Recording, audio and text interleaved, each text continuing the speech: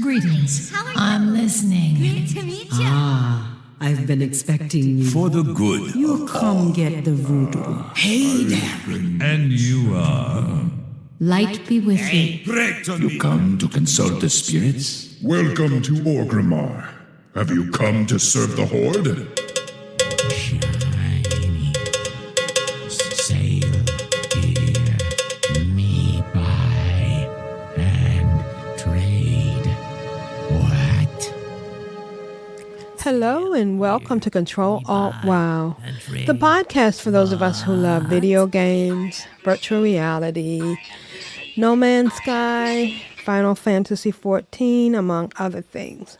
But this week, we are mixing things up a little bit, and we are becoming Ctrl Alt No Man's Sky. I don't know where this is going to take us, but we'll see what happens. Grand Nagus is unable to join us this week, so this will be a No Man's Sky centric episode. You can send us an email at controlaltwow@gmail.com. And you can follow us on Instagram at ControlAltWow Podcast. And you can find our show notes at ControlAltWow.com. And there's a link in the show notes at ControlAltWow.com to our Discord. Now, No Man's Sky has become the game for me. Now, everybody knows, or I hope you know, I started this podcast in 2006 for several reasons. One is I was addicted to World of Warcraft, and I was addicted to podcasts. But all of the podcasts at that time were uber-centric, and nobody was doing anything about alts. I mean, in fact, it was frowned upon if you had an alt. You weren't considered a serious World of Warcraft player if you didn't focus on your main. If when you weren't in an instance playing, you were somewhere else gathering materials to make your main better. And there was a specific path that you had to take to get to being proper player. You couldn't fool around with the tried and true recipe. And I couldn't deal with any of those. So I decided to make this podcast for people who, like me, made multiple characters and sometimes multiple accounts. Well, multiple accounts as well. Yeah, because you could have, and that was the thing, even on World of Warcraft at the time, you could have multiple characters, but you were still meant to just have one. And you could, but I also took it a step further because I brought in another account so that I could play with two accounts together. And coincidentally, now I'm doing the same thing in No Man's Sky. Now, after about 16 years, I had to stop playing World of Warcraft. In 2017, I found virtual reality, and it was it for me. Part of the reason is that playing on the flat screen, and when I say that, I feel like I'm saying it derogatorily, but just looking at a screen it wasn't enough information for me. And I was finding, I don't know if it was because I got older or because the games started getting more complicated, but I was finding that I was not able to see the big picture. It was hard for me to find certain things, and fighting was harder. Especially, one of the things that was happening with the PC is you had to learn your function keys. So if you were doing a spell, you had to do F1, F2, F3. You had to know And it was all muscle memory and stuff. And that might have contributed to the fact that it wasn't comfortable for me, because not only was I going between different characters, I was going between different types of characters. So if I was using a hunter one day and a warlock another day, then the combination was different. I tried to organize on the keyboard my spells. So F1 was always like a melee, something that hit. F2 was something that did a little bit more damage, followed up from F1. 3 or 4 was area of effect. And 5 or 6 was some kind of heal or whatever the, character or class brought to the game. If it was a tank, it would be something like stamping on the ground to do more damage. But once I got into VR, I found like I liked the immersion. I liked feeling like I was somewhere else. And I loved just using my hands. Just pressing a button on a keyboard no longer felt realistic to me. So I ended up having to leave World of Warcraft altogether. But I didn't want to give up the podcast, and I was still doing games, and I think I got into Rec Room, and I got into Population 1, and I've been doing things since I got into Zenith. I thought Zenith was going to be my MMO because it was a lot like World of Warcraft, and they had gotten all the things that an MMO does, and they were doing it well. For instance, when I was an archer, I was pulling a bow back. If I was using a shooting weapon, I was holding it in my hand and feeling like I was pulling the trigger.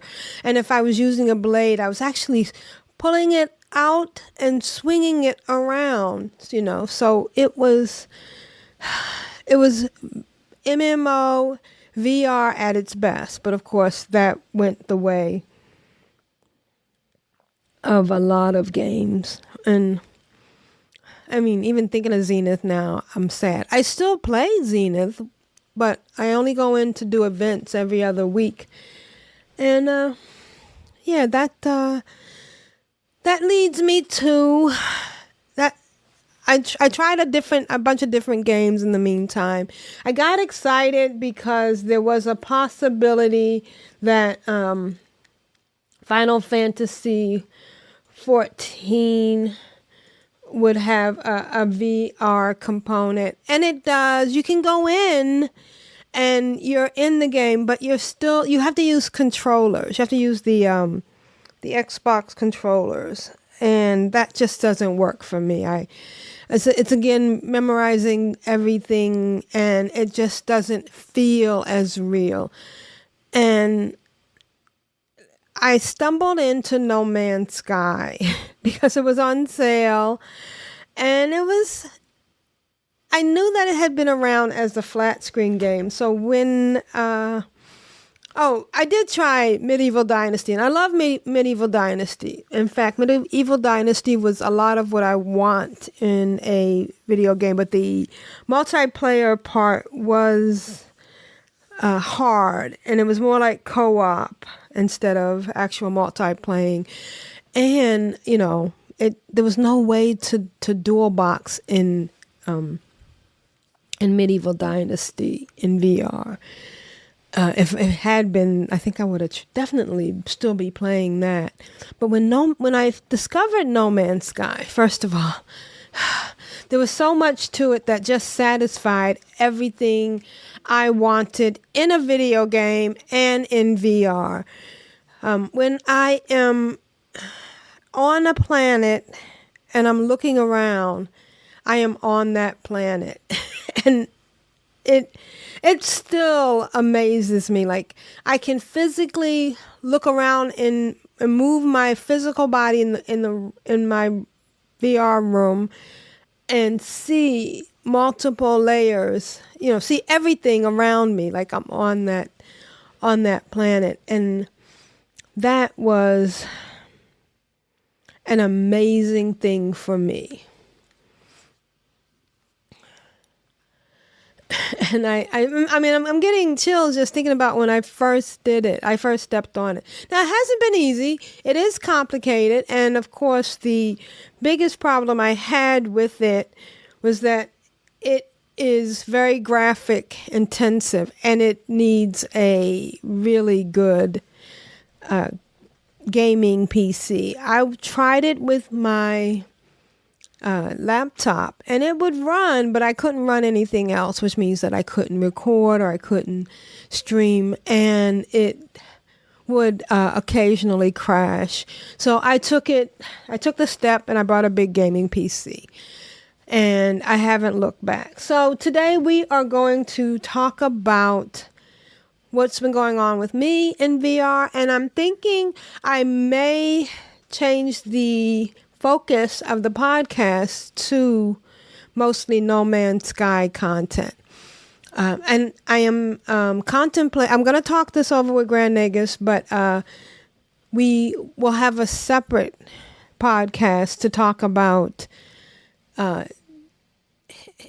Final Fantasy XIV and also the other content that we're getting from our listeners, including Rigor Morte and Kep.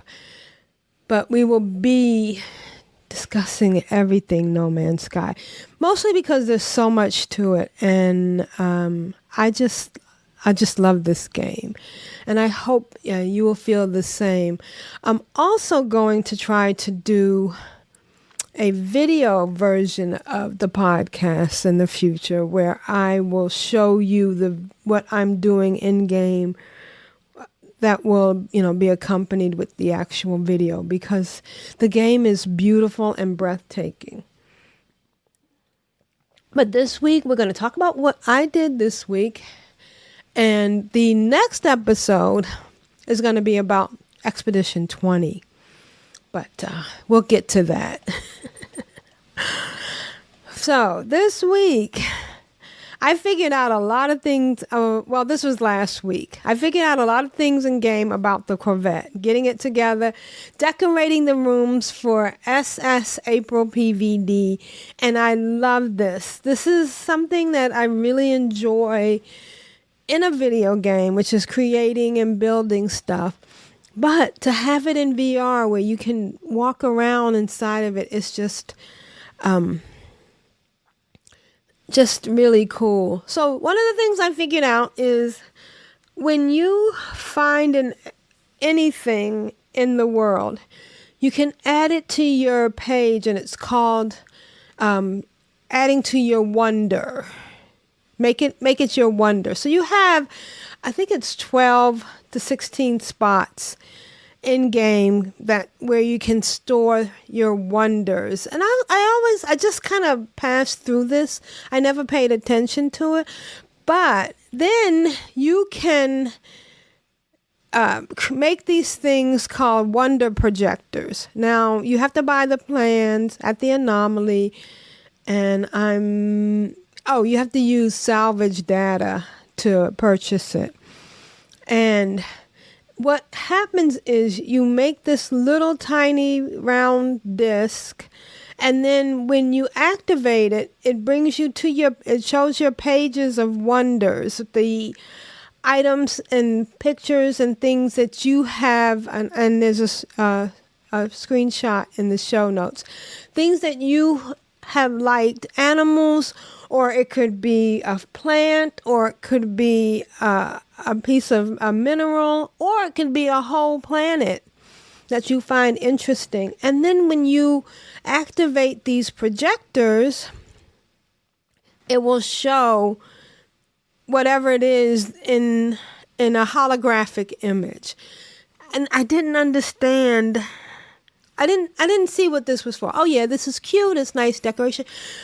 But there's a few things you can do that really make it neat. Some people have been using it to decorate the outside of their Corvettes, and it's wild. But I've been using it to make a little kind of zoo or exhibit inside the open area that I created on my Corvette. And and the thing I learned that makes it really neat is you can change the size. So and I'll put a screenshot in the show notes. I have a whole area with different little animals that are interesting. Some of them are big, some of them are small, and I have some interesting trees lined inside one of my areas. So that was kind of neat, and figuring it out is neat, and that's what I really like about No Man's Sky. I'm always figuring out new stuff. So I decided to collect living ships to store in the freighter bay for my alt. I'm not even using regular ships anymore. Most of my regular ships I end up salvaging and for the augments that you can get from them to create more storage. So I wanted a whole bunch of living ships. And here's the problem. And I'm thinking it might be my fault because I am doing this alt thing. But my main... Wait, let me back up. To get a living ship, and they are just so beautiful. Again, the screenshots are in the show notes.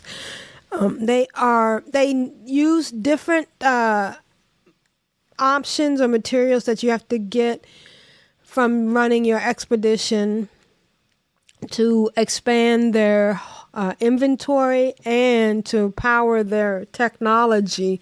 So it's really interesting to see what they get. They get little things that are like brain stems and stuff, and it's really interesting and amazing how intricately they have created these. And but in order to get a living one of the other things I really like about the living ship is that they're self-healing. So if you are in a battle, it'll start healing itself before you have to open up a window to put some healing stuff in your shields. It'll do it automatically, which is kind of neat. And they also feel different. When you sit inside one, you can see that you're inside some kind of living thing because it's pulsing, and it's just really pretty. So, but you have to do a quest. And the quest involves activating your first egg, and then you have to do something you have to hold it for hours, go to another place, hold it for another so many hours. So it actually takes almost a week to get your first living ship. But once you get your first living ship, then you have to spend Quicksilver and go to the anomaly and buy another void egg, and then you can just put that in your inventory, pulse out somewhere, and a living ship will say, "Oh, come meet me." Will show up and say, "Oh, you want me to join? And you have to go, and they'll send you a location. You go to that location, and then you find them, and you have to pay 10,000 nanites, and you have another living ship." So what I've been doing is I've been doing that on my main, and then trading my living ship to an NPC while my alt is standing near the living ship. And then once I trade it to the NPC gets my ship and I get their ship. And then my alt is standing over there by my ship, and she immediately talks to the NPC and buys the living ship back from that NPC. This is something that has to be done quickly because the NPCs don't stay in the space station very long. If he gets in the living ship and flies off, then I've lost it. Of course, I can reset the save and go back and try to do it over again. But this works out very well. So now the freighter, where it's like your base of operation that's not on the ground. My alt actually doesn't have a base on the ground. She has one spot on the ground, but for the most part, all of her things like her refinery, her storage, and everything is on the freighter. And in the hold of that freighter is where you can see all your vehicles, all your ships. You can, some of them are usually out, and the ones that you want to see that's not sitting out, you can summon, and it'll be in the hold. So now her hold is, filling up with living ships. Now that's not to be confused with living freighters. And living freighters are the ones that surround your living frigates are the ones that surround your freighter. And when there's a guy you can talk to on your freighter, that you can send all of your frigates out on expeditions. Well, most of them. Because you can have up to 33 frigates.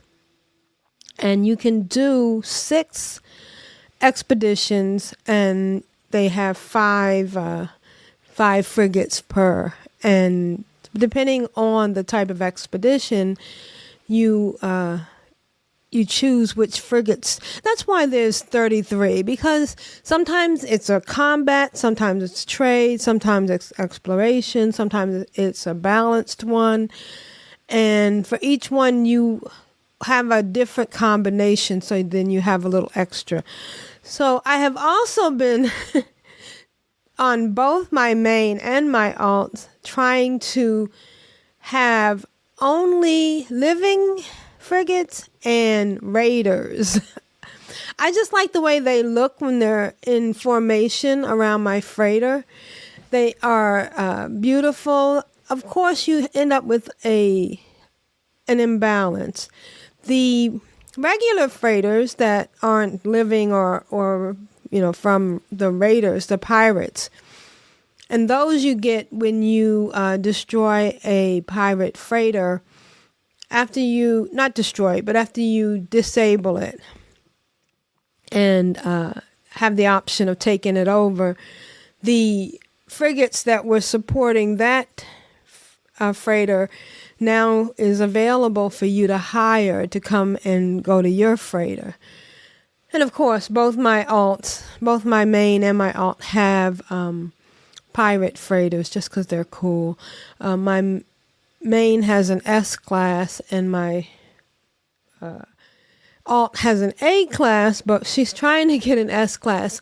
And I'm wondering if she's not coming into contact with S classes because she hasn't moved along the story. She has done none of the Atlas stuff. She is just there. And, I may eventually take her to do all the other missions and stuff, but she's basically just there for me to try little things out on and, give her stuff.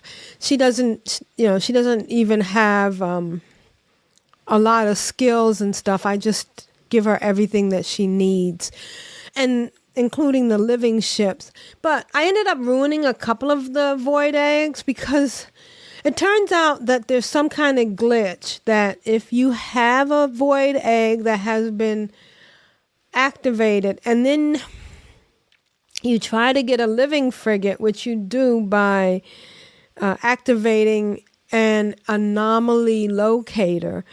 The only thing that was showing up for me after I started doing the void eggs for her was a ship trying to asked if I was trying to hatch a void egg, but I didn't have a void egg, and so it was just nothing was happening. I was not able to get another living frigate, and I finally gave up because I did do some missions at the Nexus so I could get some more Quicksilver, and I got another void egg, and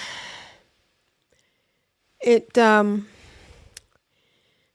still gave me the glitch. Now, I've been doing the missions to get the Quicksilver, but, somebody on Facebook, there's a glitch you can do that has to do with stacking portable refiners up with something in it, and then pulling them all in, and you get multiples of whatever you had put in the original one, which I'm not trying to do. I mean, there's so many things you can do to make this game easy. You can push the easy button and not even have to have materials and stuff. But I like playing it the way I am. And, yeah, it's really fun. And I rather do it the real way than do it the glitch way.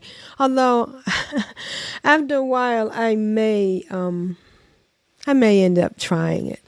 And I did go to the anomaly and ask for a void egg, and somebody did give it to me. So that's one of the things that's nice about this game, is that it is a multiplayer game, so you still interact with people. Let's see, what else have I been doing? Well, I've been going back and forth. My alt has built up her ship. Oh, I did go out and get a bunch of nanites because I wanted to make my main Corvette a S-class. And you need nanites to upgrade it to S-class. S-class gives it some better options as far as the turbocharged slots, and it just makes it a better vehicle. So I upgraded both of my main ships to my main Corvettes to S-class on both of my alts. I have a big one on both that have an open deck. The one that I have for my main has a roof on it, and then the one I have for my alt is just open like a cruise ship deck. So that's been fun. Now, we're going to go into spoilers. So I'm going to stop. So if you don't want to be spoiled, skip ahead about 10 minutes. So that's your warning for spoilers if you don't want to be spoiled about Expedition 20. I can't believe they already came out with a new expedition. Expedition 19 wasn't that long ago, and I really enjoyed it. It is a series of quests, and I know some people didn't like it because, it's nothing fancy, but I liked the idea of doing a few things in a certain way, following a certain quest line, and then getting some rewards. They're not big rewards. You get some parts for the Corvette. You learn, actually it's more of a little quest and tutorial because they brought out some new things. Like now you can do the debris finder. Now I don't know if that's going to carry over into the main game, but it was kind of interesting finding Corvettes broken in the air in space and then jumping out of your freighter. It does take a little bit of a leap of faith, pardon the pun, to jump from your freighter to another freighter in space. And it's been fun going through it. Now what I'm doing now is last time I went back and forth between my alt and my main. But what I'm doing now is I am just going through the whole expedition on my main, and then I'm going to go back on my alt and try to apply some of the things I learned. And one of the things that I did this time was I brought a bunch of runaway mold with me. So there's two ways to do the expedition. You can start a new game and then go to the main window and click on expedition. If you do it that way, you can't bring anything with you because you're starting a new game. But if you go to your main save and then go to the anomaly and go into where the expedition dashboard is and click on it, it gives you the option to bring with you 8 types of tech and a whole bunch of, I think like 20 or 30 pieces of gear, of stuff. The main thing I would tell you to bring is an Atlas 3, but it's not really that big a deal. It's just a couple of things you're going to be able to open with the Atlas 3. What else did I did bring a couple of things like an advanced mining technology, but it turns out, and spoilers, you get to copy over your multi-tool. So whatever multi-tool you have in your slot and whatever ship you have, whether it's the Corvette or a Starship, you get to copy that. Or I don't know if you can copy over a regular ship. I think you get to copy over the Corvette that's active. And so, it was very helpful because you do create a Corvette while you're in the expedition. But I went into my Corvette and stored some of my technology, and then installed it in my new Corvette. So that's neat. The whole process takes I've been doing it every day, and it's almost a week. There's only 2 weeks left, but I've also been lollygagging because I found some runaway mole, and I have been leaving bases near them and building a teleport.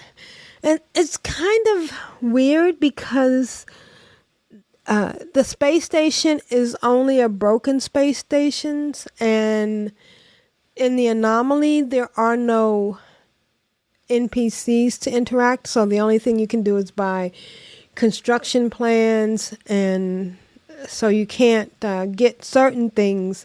I think they did that because for 2 reasons. One is being able to go to the space station and get stuff from the merchant guild was making it extremely easy, and also you could get nanites really easy by selling technology and stuff. And you were also able to interact with the NPCs in other spaceships. So now you don't see any NPCs at all. You don't see any NPCs in spaceships.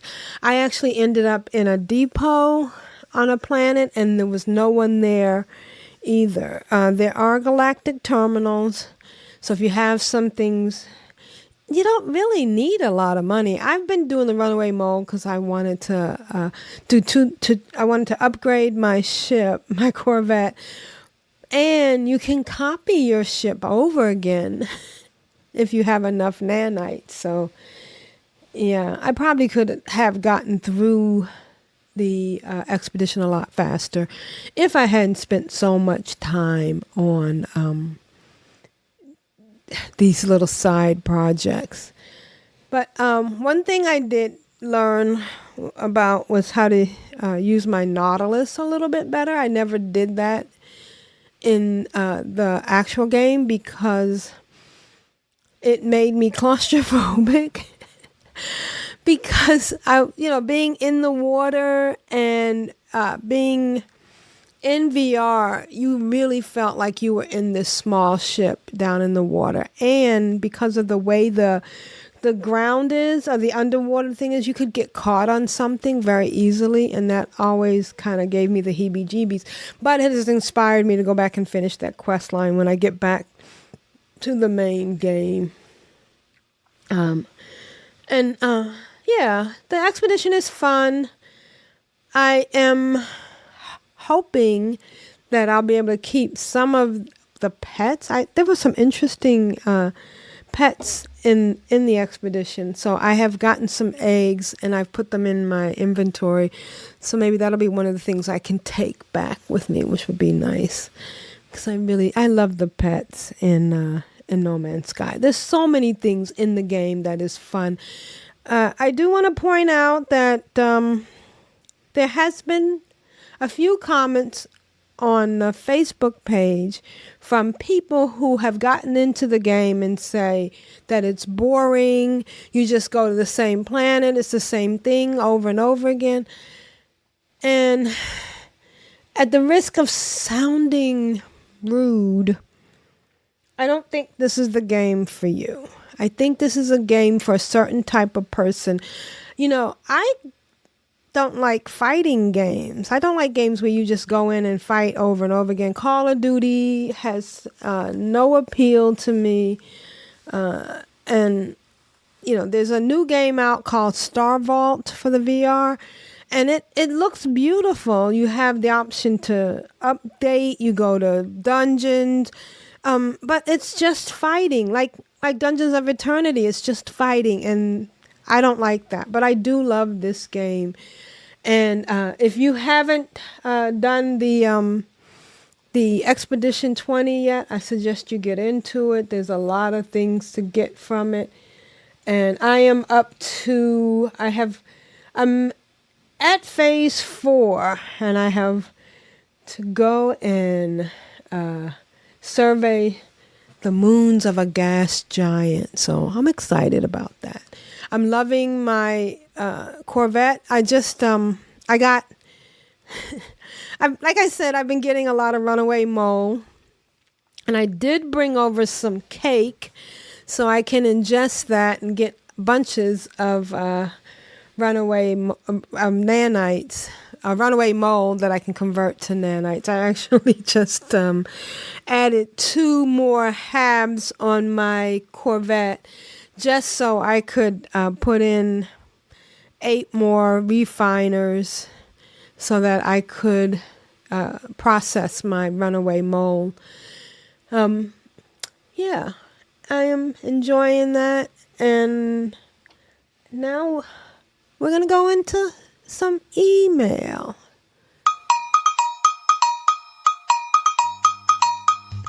I guess it's time for email now. Our first email is from Kep. Hi, Kep. And Kep writes, "Good day, Control Alt WoW, NMS, and FF crew." So this week has been a busy week and weekend at work. Oh, well. I have, however, managed to get some playtime in on WoW, although this does mean an early start, 3:30 a.m. Oh, my goodness. I've been doing some Battlegrounds comp stomp for the PvP tokens, where I have obtained some nice classic PvP pieces. Hollow's End has started, so I have been collecting candy buckets from various places around the world to save up for the new Hollow's End transmog gear. The new Headless Horseman mount has not dropped for me yet, but I am living in hope it will drop within the next 2 weeks. Fingers crossed. I have been on Legion Remix quite a lot. I'm really enjoying it. I've also been leveling on hardcore mode. The mobs hit hard. I am really enjoying the challenge though. Plus the rewards on hardcore mode are better. I have only one new mount this week, Mixie's T-Tuff, which I bought on an offer at the store. I do have a good amount of Legion Remix bronze saved up to buy more mounts, but haven't gotten around to it yet. Anyways, all the best, Cap. And P.S. Thanks to Rigor Morty for the tips on audio submissions. Thumbs up. Take care. And if you look at the screenshot in the show notes, you see a little cute cat mount. Oh, wow. That's kind of neat. And Hollow's End. How exciting. That's one of the things I missed about World of Warcraft, going around to all the inns and collecting candy buckets, and the whole idea that you could be transformed at one. So you got a trick in addition to a treat. And of course, trying to get the Headless Horseman's mount was a wonderful thing. That was a nice dungeon. And speaking of Rigor Morty, we do have an email from Rigor Morty. And he writes, "Greetings, car crew. Unfortunately, I've got a toad stuck in my throat this week, but I've included some audio filler content. It's the Forsaken Food segment from my old podcast, Blight Night, episode 0. I did all the intro and sound effects and everything myself.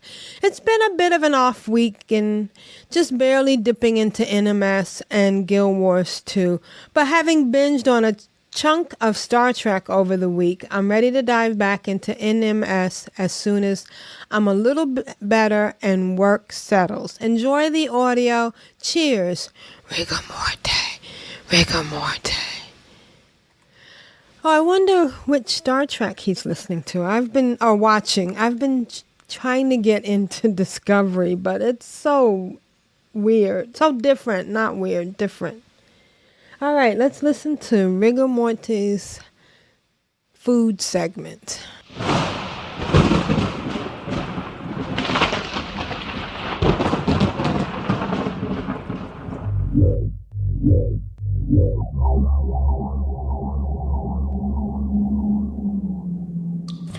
Greetings, car crew. Rick and Morty here for a quick update. I'm just on the way home from work, so I thought I'd get one in while I had a chance. I'm kind of halfway through listening, but I had to skip through listen to what your comments were, and now I've gone back to carry on with listening to the rest of the episode. It's just been a busy first day back at work after a week off from a level up day, which was good. I kind of agree about paying for subs, which is kind of why I went to Guild Wars 2. I've been having just putting the kind of feelers out about maybe popping back into Warcraft now and then. I'm just not sure. It's appealing because Kep talks about it and it brings back memories. So I'm kind of undecided about whether I'll do that or not. Just getting the feelers to see what's required and that sort of thing. It's still fairly easy to get Blizzard credit stuff locally. There's a couple of toy shops that do them near where I work, so that's kind of convenient. You're right about No Man's Sky.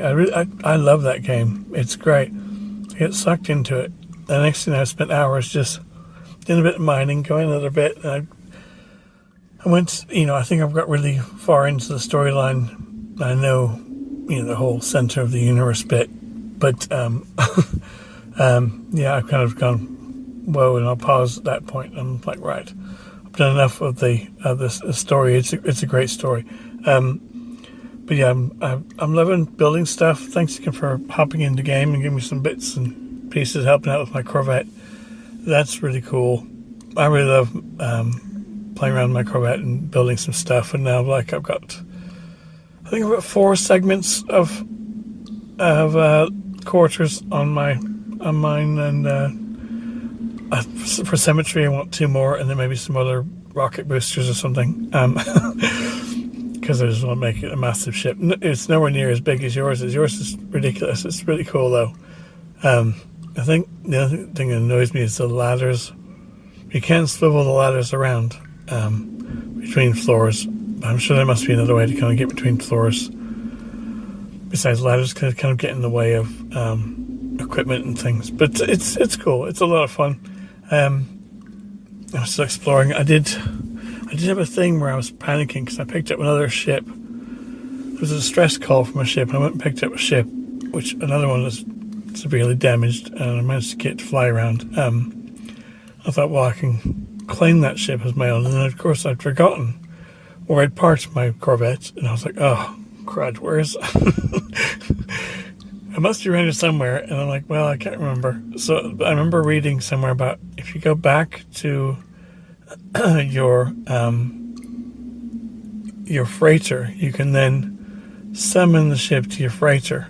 And it will still go there even if there isn't enough fuel to take off. That was the problem with the calling. The other one was that I'd gone however many kilometers distance to get to this distress call ship, forgotten which way I'd gone, and I should probably just draw some arrows in the ground with the with the ground manipulator. Just draw a few lines just to remember which direction I've gone. But the anyway, yes, if you summon on your freighter, it will come back even though it doesn't have enough launch fuel,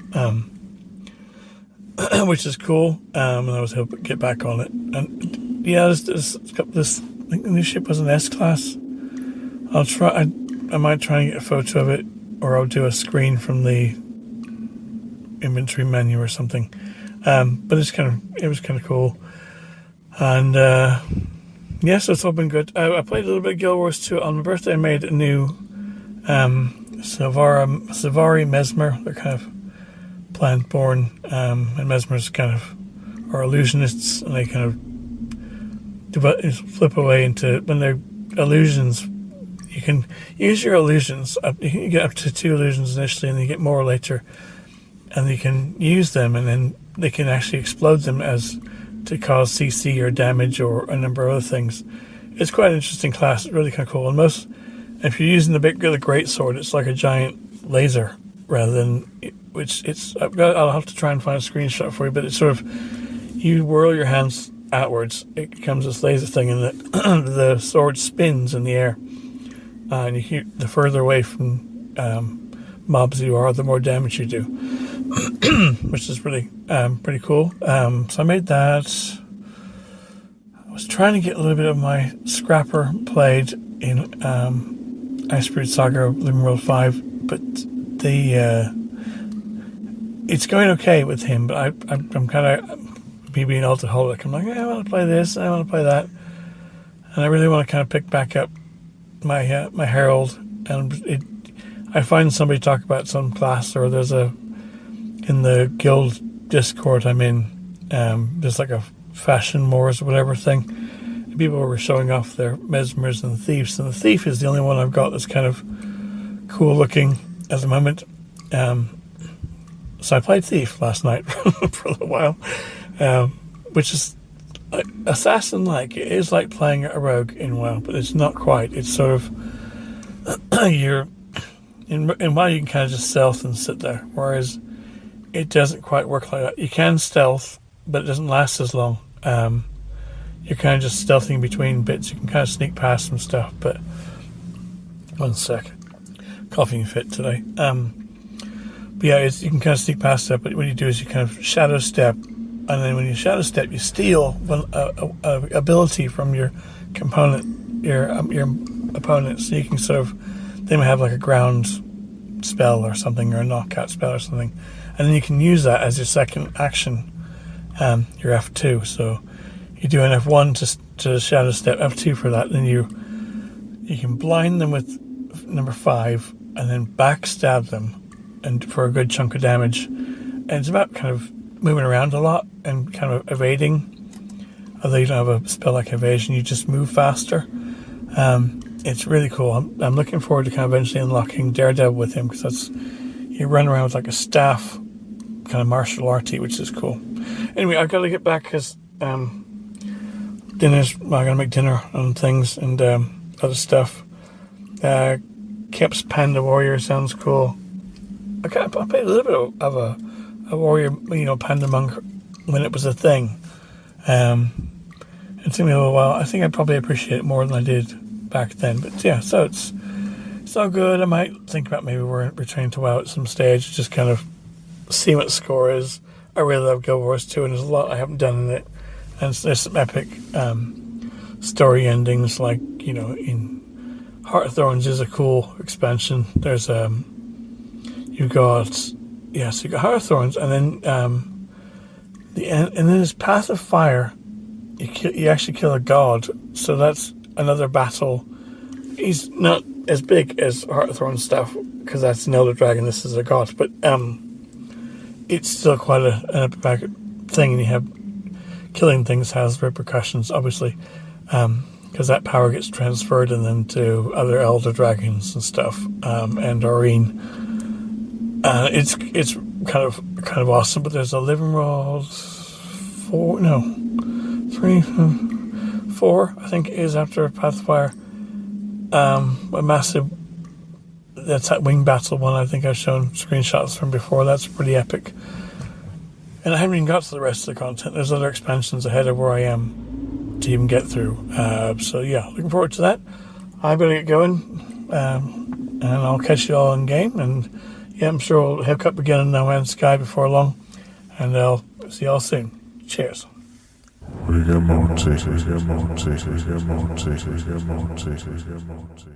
Oh my goodness. I'm not sure I want to try that recipe, but thank you, Rigamorte. It's always good to hear from you.